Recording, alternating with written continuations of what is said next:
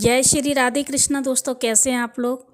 दोस्तों, आज का टाइटल है कि धनतेरस पर कितने दीपक जलाए जाते हैं। दोस्तों, धनतेरस पर सभी के घरों में दीपक जलाए जाते हैं, लेकिन उनको यह नहीं पता कि कितने दीपक जलाए जाते हैं।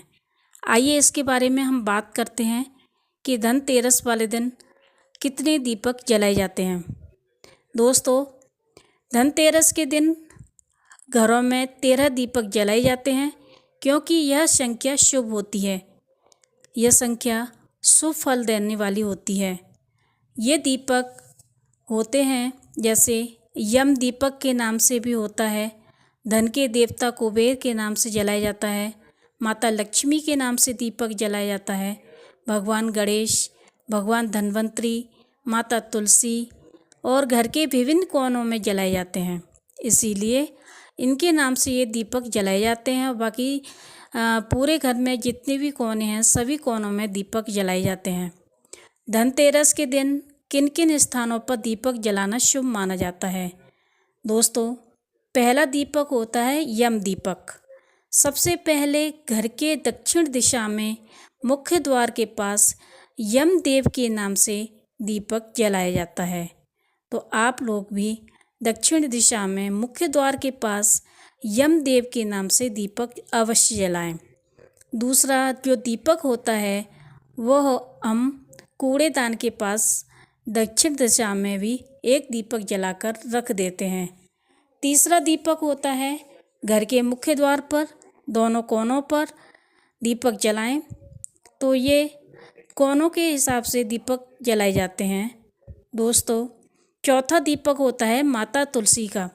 तो आप माता तुलसी के पास एक घी का दीपक जरूर जलाएं।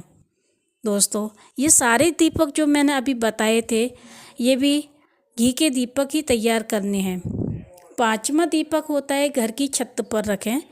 यह दीपक घर की छत पर देसी घी से जलाया जाता है और ये सारे दीपक देसी घी से ही तैयार किए जाते हैं। तो इन जगहों पर आप घी से तैयार दीपक अपनी जगह जगह रख दें।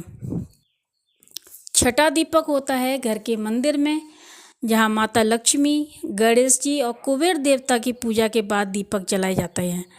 दोस्तों, अन्य स्थान होते हैं घर के बाकी कोनों में जलाए जाते हैं दीपक, और खिड़कियों, दरवाजे और जहाँ आपका कारोबार है जैसे कोई दुकान, फैक्ट्री, मॉल या जो भी आपके जहाँ पे भी कारोबार है, ऑफिस, तो वहाँ पर भी आप एक घी का दीपक जरूर जलाकर रख दीजिए। धनतेरस वाले दिन 13 दीपक क्यों जलाए जाते हैं। सभी के मन में ये सवाल आता होगा कि 13 दीपक ही क्यों जलाए जाते हैं। दोस्तों, ये दीपक घर में नकारात्मकता ऊर्जा को ख़त्म करते हैं, शुभ फल देने वाले होते हैं। इस दिन किए गए कार्यों का 13 गुना फल मिलता है। इसीलिए 13 दीपक सभी लोग जलाएं। और 13 दीपक जो होते हैं वो देसी घी से तैयार होते हैं। इसीलिए आप इन्हें घी से ही तैयार करके सभी जगह जो मैंने जगह बताई है आप उन जगहों पर जलाकर रख दीजिए। दोस्तों, इससे क्या होता है कि घर में सुख समृद्धि आती है, धन ऐश्वर्य आता है, सुख संपदा बनी रहती है और वैभव का आशीर्वाद पाने के लिए 13 दीपक जलाना शुभ माना जाता है।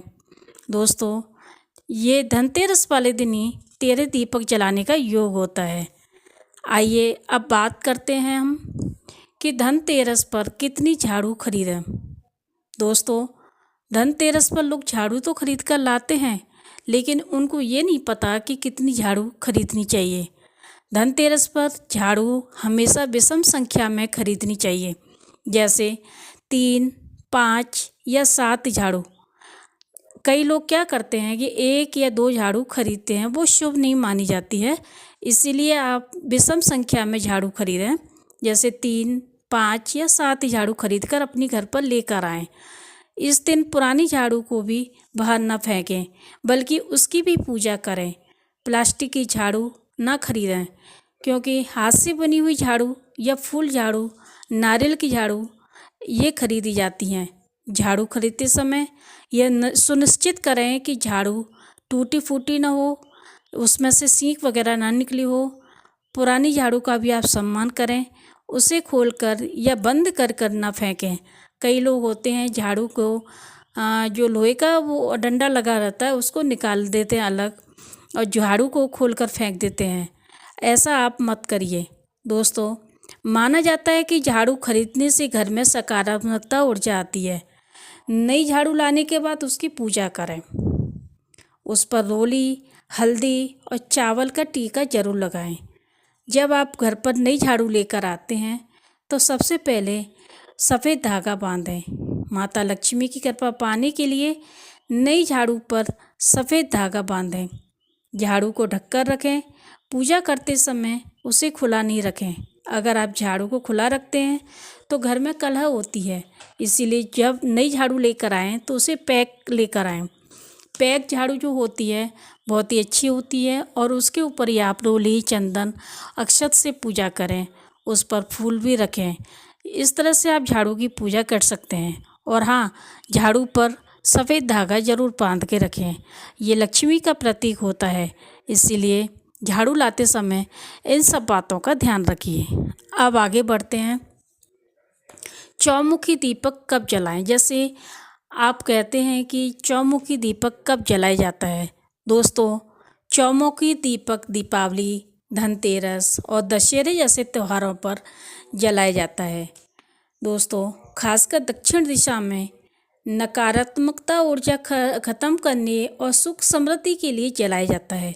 चौमुखी दीपक ये बड़े बड़े त्योहारों पर जलाया जाता है। इसे कार्तिक पूर्णिमा और महाशिवरात्रि जैसे अन्य शुभ अवसरों पर भी जलाया जाता है। दीपावली पर यह दीपक जो जलाते हैं वो घर धन धान्य से भर जाता है। सुख समृद्धि के लिए जलाया जाता है। खासकर मुख्य द्वार पर इस दीपक को जलाया जाता है। चौमुखी दीपक आप मुख्य द्वार पर जरूर जलाइए दीपावली वाले दिन, तो आपके घर में देखना धन्य धान्य से भर जाएगा। धनतेरस को अगर आप ये चौमुखी दीपक जलाते हैं तो आपको बहुत ही शुभ माना जाता है। धनतेरस के दिन यम दीपक जो होता है, जो कि चौमुखी होता है, जलाने की परंपरा है। यह जीवन की रक्षा करता है, इसीलिए आप चौमुखी दीपक को दक्षिण दिशा में जरूर जलाइए। दोस्तों, यह दीपक दशहरा के दिन भी जलाया जाता है। दशहरे की रात दक्षिण दिशा में चौमुखी दीपक जलाने से घर की नकारात्मकता ऊर्जा खत्म हो जाती है। दोस्तों, कार्तिक पूर्णिमा और महाशिवरात्रि जैसे अन्य महत्वपूर्ण हिंदू त्योहारों पर भी चौमुखी दीपक जलाया जाता है, इसीलिए इसे शुभ माना जाता है। दोस्तों, देवशयनी एकादशी पर भी यह दीपक जलाया जाता है। इस दिन चौमुखी दीपक जलाने का विशेष महत्व है और इसे चातुर्मास का प्रतीक माना जाता है। दोस्तों, ये कुछ ऐसे त्यौहार होते हैं जिन पर ये चौमुखी दीपक जलाया जाता है। इनका जलाने का समय और किस दिशा में ये जलाए जाते हैं, दोस्तों जानते हैं इसके बारे में भी कि इसका जलाने का समय क्या होता है और किस दिशा में ये जलाए जाते हैं। चौमुखी दीपक जलाने का समय आमतौर पर शाम के प्रदोष काल में जलाया जाता है। दिशा इसकी घर की दक्षिण दिशा मानी जाती है। चौमुखी दीपक जलाना सबसे शुभ माना जाता है। दोस्तों, ये इतनी सारी जानकारी आप लोगों के लिए मैं वीडियो तैयार करके लाई थी। अगर आपको ये जानकारी अच्छी लगती है तो प्लीज़ आप इसे लाइक करिए, सब्सक्राइब करिए। राधे राधे।